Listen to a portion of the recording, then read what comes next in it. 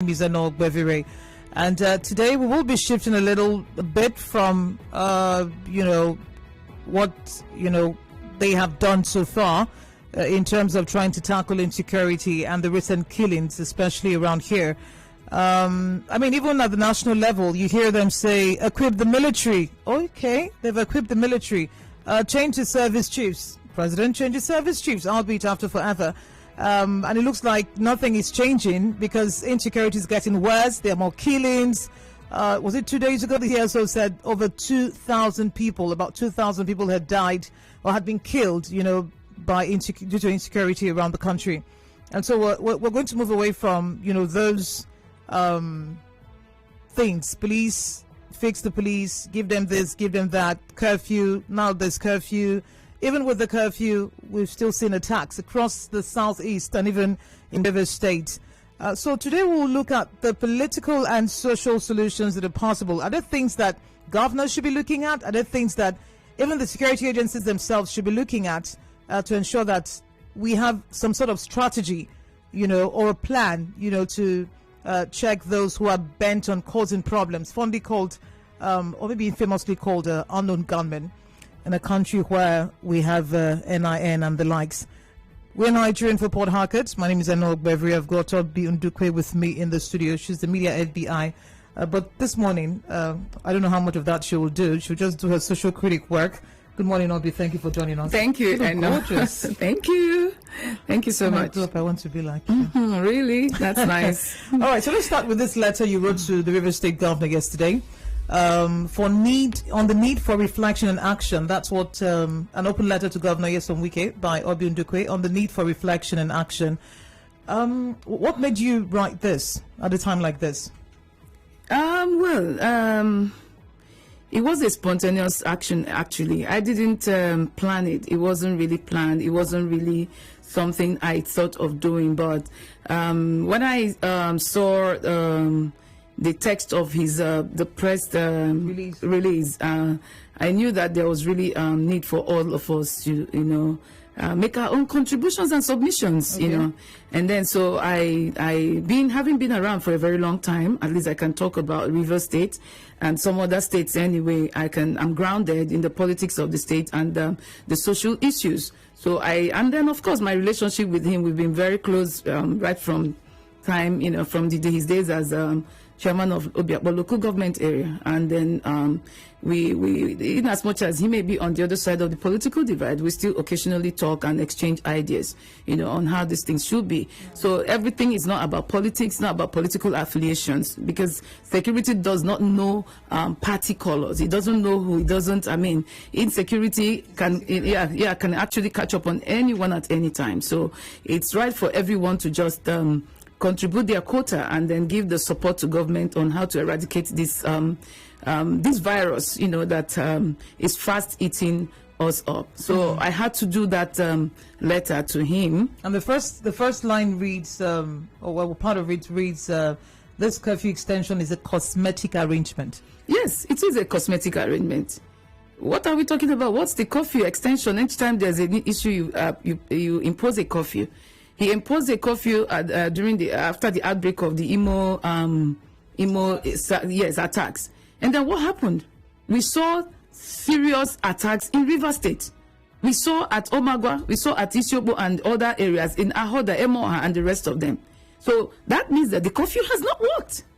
And if it is not working, what's the essence of extending the curfew? It's not about extension of curfew, because even the people who are carrying these attacks are not moving like you and I. They have their time. They can move in the daytime. They can move. And most times you have insiders, local collaborators, people who assist them in information sharing. So they know, even when the police is vulnerable, where the police is overwhelmed, they know when to attack. They know when to hit.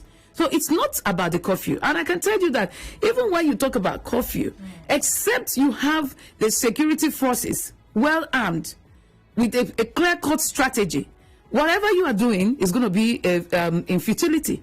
So I don't think that the curfew extension, it's cosmetic. It's just probably for media hype to give people the impression that something is happening.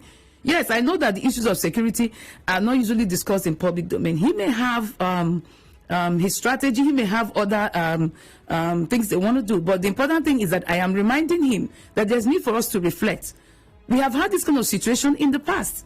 We remember the time in River State in Port Harcourt, particularly for you to move around, you have to raise your hands at different checkpoints. It was colossal, the damage then. And then something happened. We saw people who went for a night vigil, on 31st December, and they were shot, they were killed.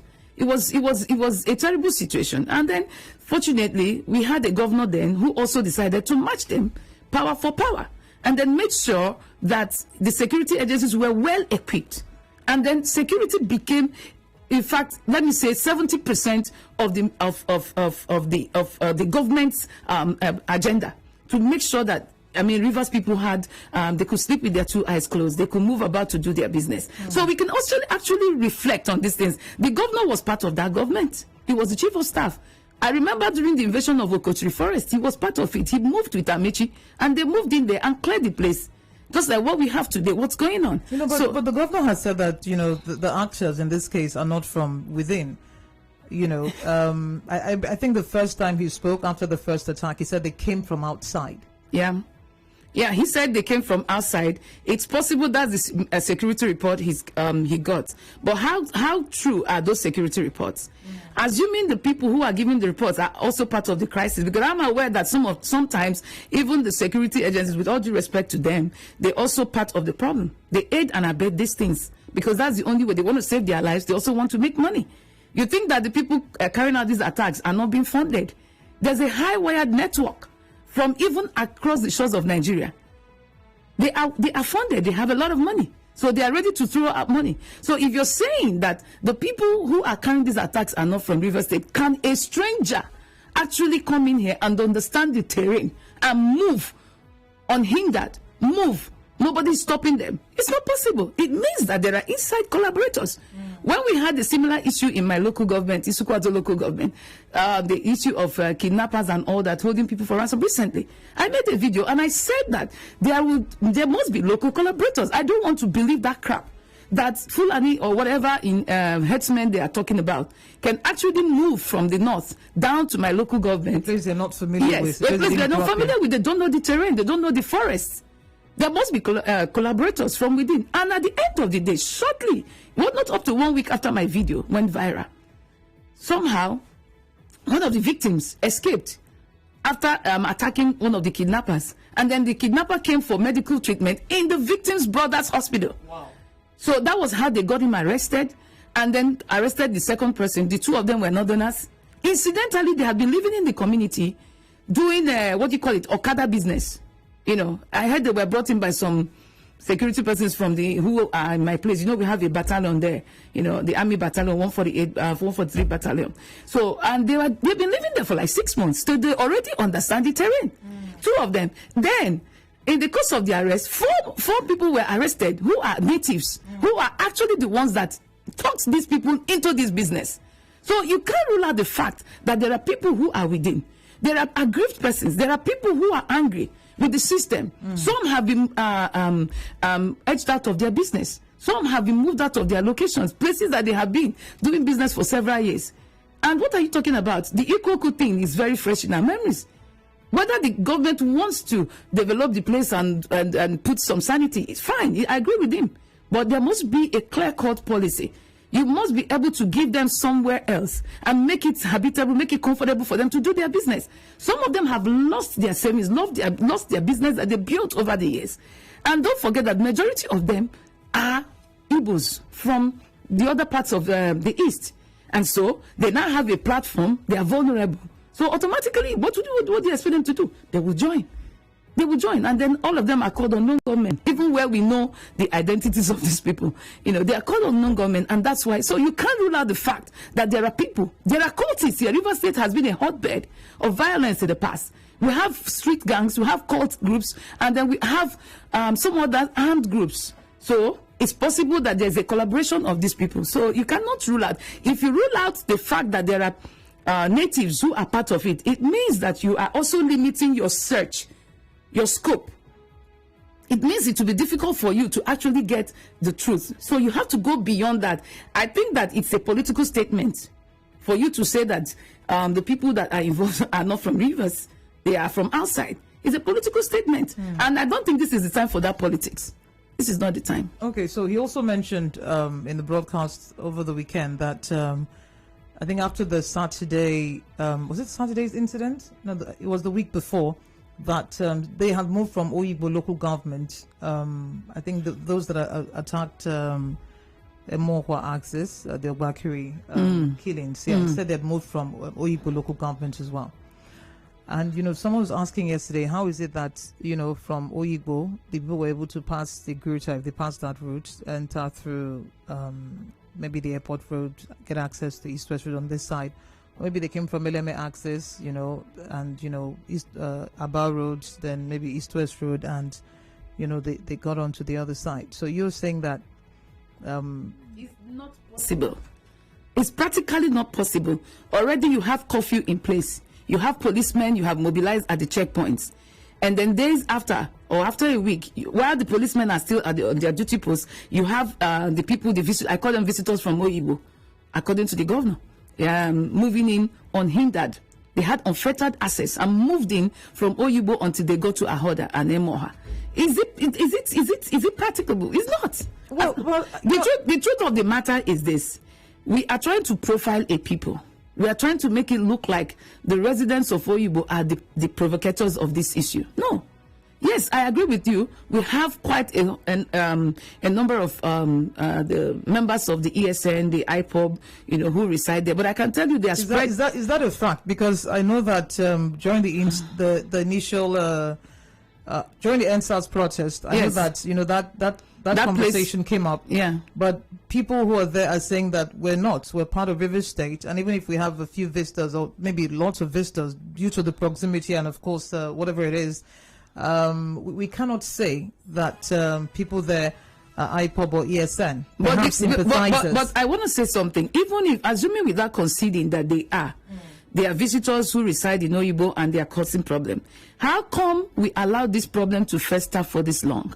How come they were able to grow this big, this large, to be able to amass such power to even overpower resident natives of the place? Are you telling me that visitors can outnumber the natives? How come? And if it is so, it means that over time this thing has been on. So who has been breeding it? How come there's no intelligence in giving this information that we have a group of people who are growing?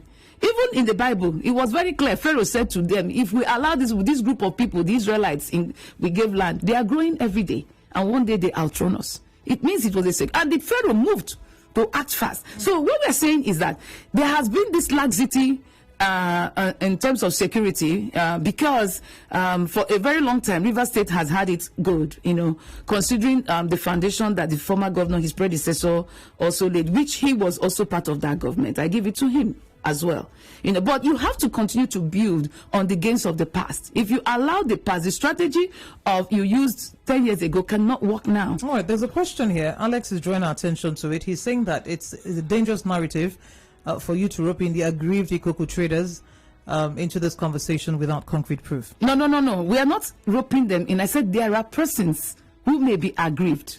It's not a collective decision. Some others, many of them have moved on with their life. But there will always be filters of people who are aggrieved. We are not saying, not saying. But don't you think we also have other people who are not... That's exactly what I'm saying. If you look at the letter I wrote to the governor, I said there are different reasons why different persons have come together under this body. People have different reasons. People have different grievances. Maybe he didn't follow the program. There are different reasons. So it's not like it's a particular group of people who are aggrieved. What I'm saying is that maybe this person's reason is this: since I can't have anything to do again, let me find somewhere to. We had it during the Niger Delta issues, militancy. People were coming even from the east, part of what the ex-militants were doing. Why? Because they had a reason. Some because they didn't know employment, because they didn't have anything doing, and so what are you saying? They were conscripted into it, and then they get busy. Some, those who are also saying that, well, some are criminals. Don't forget that there was a jailbreak just over here. And some of those people in that jail probably committed crimes in Rivers State. It doesn't mean that because they are in Owerri jail, that means that they are all from Imo State. It's possible that it's a return of the same people who were actually freed. No, all these are speculations. Yes. A commercial has to play. We keep talking. We're Nigerian for PH. I have Ndukwe here, and we're looking at political and social solutions to the killings. Stay tuned. Connect with your customers. Advertise on 92.3 Nigeria Info. Visit our downtown office at Shop 9, Mediatrix of All Gracies Plaza, opposite FIRS, Stadium Road, Port Harcourt, and book your commercials. Call 0817 001 8162. That is 0817 001 8162. And let us connect you to your customers. Connect with your customers. Advertise on 92.3 Nigeria Info. Visit our downtown office at Shop 9, Mediatrix of All Gracies Plaza, opposite FIRS, Stadium Road, Port Harcourt, and book your commercials. Call 0817 001 8162. That is 0817 001 8162. And let us connect you to your customers. Connect with your customers. Advertise on 92.3 Nigeria Info. Visit our downtown office at Shop 9, Mediatrix of All Gracies Plaza, opposite FIRS, Stadium Road, Port Harcourt, and book your commercials. Call 0817 001 8162. That is 0817 001 8162. And let us connect you to your customers. Connect with your customers. Advertise on 92.3 Nigeria Info. Visit our downtown office at Shop 9, Mediatrix of All Gracies Plaza, opposite FIRS, Stadium Road, Port Harcourt, and book your commercials. Call 0817 001 8162. That is 0817 001 8162. And let us connect you to your customers. Connect with your customers. Advertise on 92.3 Nigeria Info. Visit our downtown office at Shop 9, Mediatrix of All Gracies Plaza, opposite FIRS, Stadium Road, Port Harcourt, and book your commercials. Call 0817 001 8162. That is 0817 001 8162. And let us connect you to your customers. Connect with your customers. Advertise on 92.3 Nigeria Info. Visit our downtown office at Shop 9, Mediatrix of All Gracies Plaza, opposite FIRS, Stadium Road, Port Harcourt, and book your commercials. Call 0817 001 8162. That is 0817 001 8162. And let us connect you to your customers. Connect with your customers. Advertise on 92.3 Nigeria Info. Visit our downtown office at Shop 9, Mediatrix of All Gracies Plaza, opposite FIRS, Stadium Road, Port Harcourt, and book your commercials. Call 0817 001 8162. That is 0817 001 8162. And let us connect you to your customers. Connect with your customers. Advertise on 92.3 Nigeria Info. Visit our downtown office at Shop 9, Mediatrix of All Gracies Plaza, opposite FIRS, Stadium Road, Port Harcourt, and book your commercials. Call 0817 001 8162. That is 0817 001 8162. And let us connect you to your customers. Connect with your customers. Advertise on 92.3 Nigeria Info. Visit our downtown office at Shop 9, Mediatrix of All Gracies Plaza, opposite FIRS, Stadium Road, Port Harcourt, and book your commercials. Call 0817 001 8162. That is 0817 001-8162 and let us connect you to your customers. Connect with your customers. Advertise on 92.3 Nigeria Info. Visit our downtown office at Shop 9, Mediatrix of All Gracies Plaza, opposite FIRS, Stadium Road, Port Harcourt, and book your commercials. Call 0817-001-8162. We have the region's biggest conversation. My name is Ndukwe. I've got Obi Ndukwe here, social critic, and this morning we're looking at the killings in River State, the political and social solutions that the government can explore. But we have a few questions or comments. Soki Fubara says, the truth is that we pretend a lot in Nigeria. We know what the issues are, but our interest is the impediment to our development and security. We should be able to put one on one to unravel this unknown gunman.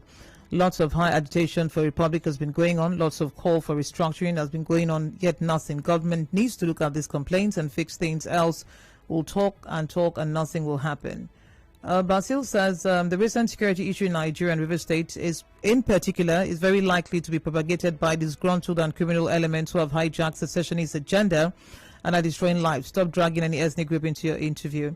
Thank God says you speak like an IPOB member. Mani Naba, I love your guest. She's making sense. The attack is on government and government institutions, so government should look inwards and make amends on issues that they have failed to address properly. I'm sure you highlight some of these issues. Curfew is not a panacea. Dialogue with the people and the so-called unknown gunmen will help. I applaud Ms. Ndukwe, but the security experts lack some coherence. Why rope Ikoko traders in? Why rope people in? Even when she said something about militants in the Niger Delta, are Imo and Abia State indigenes not part of oil-producing people? We will make a lot of progress in tackling the current menace of insecurity with the formation of local vigilantes who will fish out these criminal elements from their environs. Most people cannot volunteer information to the police. They can comfortably inform such local vigilantes. Ndukwe is also political by comparing the situation with that of the past administration. In this case, the attacking security forces and the groups aren't known, so the solutions will be different. That's what Joe thinks. Lord Douglas, the attacks on security facilities and agencies just started in the east and has continued in all the eastern states, and it would be unfortunate to rule out the IPOB who are fighting for the Biafra state. The curfew has forestalled their intent to a large extent, and the curfew review should be encouraged. For me, I believe the society creates the people. It's both those who are in and out of the state that carry out this act. Then a tweet here. Let's see. Okay, I read Alex's tweet earlier on. So let's talk about the use of vigilantes. I know that in River State a few months ago in Emohua, the outgoing chairman said they were going to, disband and, do some profiling to get them back to work, but that hasn't happened. We hear of the neighborhood watch, which was supposed to have started years ago. That hasn't happened. Do you think that these, localities, they should be able to identify, spot out people who are not from there?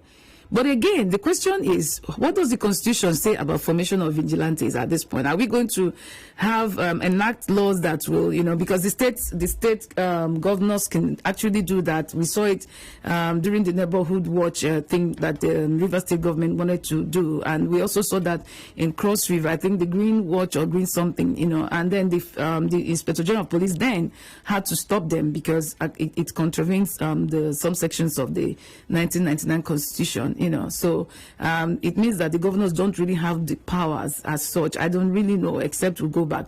But what I'm saying is, what do we do now? If we are going to form these vigilantes and empower them, is it just going to filter information to spot out criminal elements? If they are going to be attacked, how do they fight back? Yesterday, I made a post somewhere in Anambra State, I think Ozobolo or somewhere, I can't remember, where vigilantes were attacked. So the person who is even talking about the problem is that the unknown government are attacking only police and the institutions is not true. Yesterday, we had reports of about 6 or 8 persons who were killed, members of a vigilante group, because they were not armed. I have been part of meetings in my own locality where we talked about vigilantes, and then I asked them, the chairman of my family meeting, a question. I said, how are they going to function? That conversation also came up on radio when we're talking about the IG's directive that all vigilantes should hold on. drop their arms. So the question was, even people who lived in those areas that are very restive or that were restive said, if you see the arms that the people come out with to attack, the communities, it's impossible for any vigilante to respond. It's practically impossible, except they are empowered. And how do you empower them? You're going to enact laws, empowering people to have guns. And then again, after now, if the matter is rested, how do you pull them out? How do you withdraw the arms from them? We saw it happen in the past. It's not always very easy when you give guns to civilians and you take them back, because some of them, I can tell you, will veer off the line and begin to use it for other activities. So it's something that needs a critical look. But what we are saying for now is that the security agencies who are empowered by law to fight these things need to be well equipped now, better equipped. And that's why I mentioned the issue of C4I, which we had before. If the C4I had not been disbanded, we had a high-wired network. I think it was Israeli people that came and did that for the River State government. And it was about the best in the country. The federal government was going to even copy that style. We had the C4I, and it was going to be very impossible for somebody to enter River State through any of the borders and commit any crime, because they can actually picture them and monitor them from their control rooms. That's how the C4I was functioning. The C4I we have today, just hillocks, branded hillocks, and they are moving around. They are not well equipped. Where are the men? And then if you see, like the person said, the sophistication of these arms is not anything compared to what we have. Their numbers, again, matters. At most of the police stations you're talking about, how many policemen are on duty usually at this time when these people strike? Talking about sophistication of weapons, I think a few weeks ago there was a figure that was giving about how many weapons we have that are not in the hands of security agents. Yeah. So if we have people who maybe they're not even aggrieved, they're just criminals, and they say, oh, this is happening in this is happening where, let us also, recreate a semblance in River State.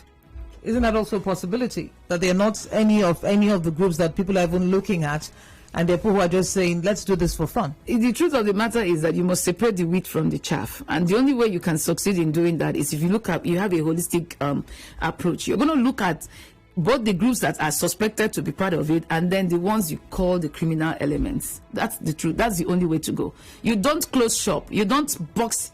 You don't narrow it down, and exclude certain persons. Everybody is suspect now. I can tell you, in Imo State, even the governor mentioned that there are politicians who are aggrieved, who are part of those funding them. It means that even some politicians could be suspect. There are businessmen who are bringing these arms. It's a thriving business. There are some who are into gun running. If you go to somewhere around Abia State, Abala, that's where most of the arms were being procured in the past. I don't know whether it's still functioning now. The other day we saw a truck in Onisha, tripping. It was full of arms and ammunition. So who are the people bringing them? They may not be the ones you're seeing. They may not really have an agenda. They may not even be part of the secession. They may not even be criminals. But they are businessmen who are doing their business. So they are selling arms. We've had cases even in the north, those who were captured going to Zamfara to sell arms. They are not. So it's a matter of, as long as there's insecurity, exactly, in people are thriving. Okay. Exactly. Let's take a few calls at this point. 0817-923-0002, 0817-923-0003, 0817-923-0009. Please put off the radio and let's talk. Good morning. Good morning, Madam Eno. Yes, let's hear you. Yes, my name is David West. All right. In fact, I am short of words. I really do not have any other thing to say than to agree completely with your guests in the studio, who have been very, very professional as far as I'm concerned. Yes, there was a time in River State when people were dying recklessly. And one very fine Friday, Chibika Mechi came with the military, and at a point in time, even while you are sleeping, you are raising your hand up. We saw sanity. We saw civility. People began to respect themselves. But somewhere along the line, because of elections and politics and what have you, the same people who ran out of the state were invited, or they came back received with receptions. What do you expect? We are living in a society where people kill people, and at the end of the day, you see some of them, they give them title, they give them kingship and what have you. Others are watching. So for me, the governor should just step up his game. It's not enough talking. He should do everything within his reach because the security vote is always within their control. All right. So the insecurity, the killing of people, police officers and formations in River State is unacceptable. Odogu writing on Twitter, he says, Madam Obi is making sense with her strategies. I think the leaders need to learn and listen to what she's saying. I agree with her professional input. I want to ask a question. The last unemployment figures that were released by the National Bureau of Statistics, we had a larger number here, Rivers, Imo, and I think Akwa Ibom states. Do you think that these might also be, related to, the insecurity we're experiencing right now? Well, the truth of the matter is that this part of the world has always been a flashpoint, when we talk about insecurity. And the reason is simple. People are fighting over oil money. People are fighting. There's no people are unemployed. So what the only thriving business, as far as we're concerned, is government. If you can get government patronage, that's the only way you can survive. So people are doing all manner of things. So even the people who are unemployed have found their way into government. And then this is a country where somebody commits a crime, and then tomorrow he says, okay, I'm laying down my arms, and he's rewarded, he's empowered, he's giving contracts, he's building mansions. And then when somebody who does well in academics, you see a first-class law student doing well, and then we are begging for the person to be honored. We're begging for people like that who have also done well, excelled in their own different fields, who have, kept the faith, who have refused to be part of this nonsense. And then they are not, nobody is empowering them, nobody cares about them. So what are you saying? It's a thriving business for those who have found their way into the system, And it's not as if it's the fault of the present governor. It's a system thing. It's endemic. It's been part of us. It's been living with us. So it's going to take a very long time, before we can actually eradicate this crime and then get the people back. The question I want to ask is, people were granted amnesty, people returned arms, and there are some of them, majority of them are also being paid by the amnesty, office. And then how come we are still having more and more issues? How come are we talking about people being unemployed? You are not working and you're receiving a certain amount at the end of the month. There are people who are self-employed. People are going about looking for means of survival. They are not carrying arms. So I don't want to put it solely on the blame of the numbers, the increasing numbers of unemployed youth. But that you can't totally rule it out, So, and then again, of course, there are issues that even the state government alone can't handle. It has to be a partnership between the state and the federal government. For instance, security is on the exclusive list of the federal government. Yeah. So what happens to security vote? Yes, that's what I'm saying. The security vote, of course, we have a flawed constitution. You can't even question anybody about his security vote. That's why in my letter, I said to the governor, I said, I know that I'm aware that over 2 billion, goes in as security vote every month. Legally speaking, nobody can question him. He can decide not to even employ it. But morally speaking, especially at this time, is expected that part of that money should go into the fight against this violence and the attacks we are seeing, even if it's whatever it's worth. The Constitution says you can't question governors on their security votes. I mean, it's their exclusive right. So it's a very big problem. So that's why I said it's not about the governors, it's about the system. It has to be from the top. The National Assembly has a role to play in also changing some of these things. The Constitution needs, and that's what takes us to the cry for, some are saying Constitutional Conference, some are saying restructuring, some are also saying there must be a referendum and stuff like that. It means that the cries of the people, from different quarters, is pointing towards the same thing. It means that what we are saying is that there must be dialogue. There must be dialogue. I don't want to believe those who said the bandits are unknown or the unknown government. They're actually known. They're dialoguing with them. They are dialoguing with them. Not yes, they are. Good morning. Yeah, good morning. My name is Enes. Hello? Enes, please go on. What's your question? Okay. What I want to say is that I think our leaders, they always say that imposing some certain this thing because they have the right in the office, they impose these things to solve the problem. I think they fail to understand that they are causing more harm and more problems. They are generating more demons. For somebody that is engaged, okay, like those who work maybe 6 p.m. to 6 a.m. based on where they are employed. Now you are denying them that job because the owner cannot render service and they cannot be paid. But those who rent those apartments for business, you are causing them more harm because they have to look for a means of getting money to pay for the rent. We just came out from one. I don't think most of them are even paid their rent. I think them and their landlord are still having issue, and they are increasing it now. So what am I trying to say in the sense that all these things brought to people thinking of other means of getting things, and the security they look the security as their challenge. So most of the time, I feel that this thing that is happening, they want to weaken the security system for them to carry out their major aim. They have not done their major aim. These people that are doing this, they have not done their major aim. This means they're just trying to make sure that the security system is being threatened and weakened. They will not come back in their real nature to do what they want to do. All right, thank you. Interesting that you brought that up. We're now adjourned for. Good morning. Yeah, good morning. First of all, I want to appreciate the guest in the studio. Honestly, everything she has said are all on point. I wish the government of the day, both state and federal, are listening to Nigerian for Port Harcourt, you know. Now, I want to ask her.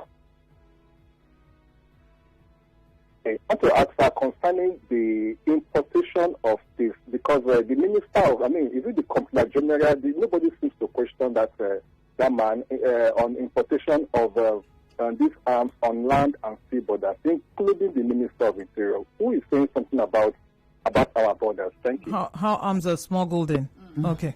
You want to respond to that? Yeah, of course. It's been there. You know, it's business. Business goes on at most of the borders. I can tell you, brisk business. People are doing business, making money. The security agencies, are they even well remunerated? Are they well paid? Do you know where the kind of houses they live? Most of them. So what do? They compromise. So even when they see these people bringing in these things, they look elsewhere and then collect whatever they can collect. So like that's why I said it's a system thing. You know, we need to begin to look at ways of improving the living standards of even our security forces. You don't expect them to just work, risk their lives. Look at the way they are being killed, the manner where they are being killed, you know. And then we are ready, we are quick to pay money to their families, you know. And this money would have been, if they were getting this money while alive, they would have been emboldened to do their job. So even like he said, we need to begin to find out what's going on. Why is it that the customs, the immigration, and the rest of them, what's going on at the borders? How come we're having this large influx of arms into the system and even in the states at the borders? Please put off the radio. Good morning. Hello, good morning. Yeah, let's hear you. Yes, I think this issue has to do with more of political disconnection between the governors and the followers, more especially in those states. Open the government should try to reconcile with social situation and also with these people, because that is where this whole thing started from. So we should stop imposing curfews, because the curfew is imposing, it's not helping us in any way. It's not helping, it's even causing more hardship. They should look for a political solution to the problem. There should be more political disconnection between the governors of the Southeast and as far as the people that are angry about what is happening. They should come and sanctions and everything on us. We are suffering, please. That is my contribution. All right. We're Nigerian folks. Good morning. Please put off the radio. Good morning. Yes, let's hear you. Yeah, you know, what is happening now, somehow I will blame it on the security people. Why did I say so? Because if you look at the NSAS protest, when they protested for their own good, what did the politicians do? They used the security agents and sent after them, and they went after them. So right now, the people are looking at it that when they are demanding for what is their right, the people, they use the security agents against, and the security agents don't want to understand that the people are demanding for their right and help them. So the people that think that we have to go after the security agents, when they go after the security agents, then they can get the politicians. For example, people are being killed in Rivers State, the governor did not say anything. So when they kill the security agents, the governor will go and give them 5 million. What's handwriting on the wall? Are you saying that they are citizens that the security agents will kill? They are not important to you. So whatever something happens to the security agents, they will see the governors because they are the one protecting them. They will see the governor wants to do something. So you want to tell us that the people that voted you, they are not important. Look at what is happening in their unemployment. Look at what is happening in the just talking about pensioners. Nobody is doing anything. The politicians are out there. looting our money. Nobody is doing anything. The only security agencies to protect, to stand against the people so the people cannot reach them. So that is what is actually happening. The people now, I think that the people want to get to the security agencies so that they can get to the politicians. All right, thank you for calling. Emmanuel Felix says any government that does not listen to peaceful protests makes this kind of situation inevitable. We also have the government treated the NSAS protesters because they did not bear arms. Now they have seen people that bear arms, now they're crying. The politicians today are the cause of the country's problems. Prince Alozie says the long-term solution is community policing. Funding would come from the shedding of weight from the center to the states and LGAs. The current central government campaigned on the promise of restructuring, and it falls within their jurisdiction to act on the several reports and recommendations at their disposal. Short-term, still local policing. Until we realize that two wrongs will never make a right, and the majority of our issues are self-imposed, we shall keep going around in circles. A clear example is how are the southeastern states faring economically and structural wise? Are their government and governors not from their keys and kin? Let's use this to wrap up the conversation. Okay. This question, many times, I mean, on radio, people call in and say, oh, it's the president, oh, it's the Fulani people. The governors and the government being from the keys and kin of where we are, what does that mean? Well, I was actually looking at that. Before I made this letter to the governor, I was going to do something, about what's going on. In fact, I've done about 2 articles on the East, and the challenges of insecurity. And then I'm also going to look, trying to look at the economic side, the political side, the social side of it. Well, the truth of the matter is that for whatever reasons, the impression everybody has is that the governors in the Southeast have not done well. It's not that some have not done well. It's not that in some sectors, but they're looking at it holistically. I think that there's an image issue there. And if everybody in the country is saying that something is fundamentally wrong with governance in the Southeast, I think it calls for checks. I think the people should, the governors, those in government, not just the governors, everyone in government who is serving should be able to look inwards to say, look, what have we not done right? There's a lot I won't be able to say right now, but I can tell you that it hasn't fared well in the East. Like the man who talked about the political situation in Imo State. Well, we're not, like I said, we're not going to rule out the fact that some aggrieved politicians may be part of it. But I don't want to believe that. I don't want to narrow that. I think that some persons, rather, what they did was to take advantage of the face of, between the government, like it's actually coming from here.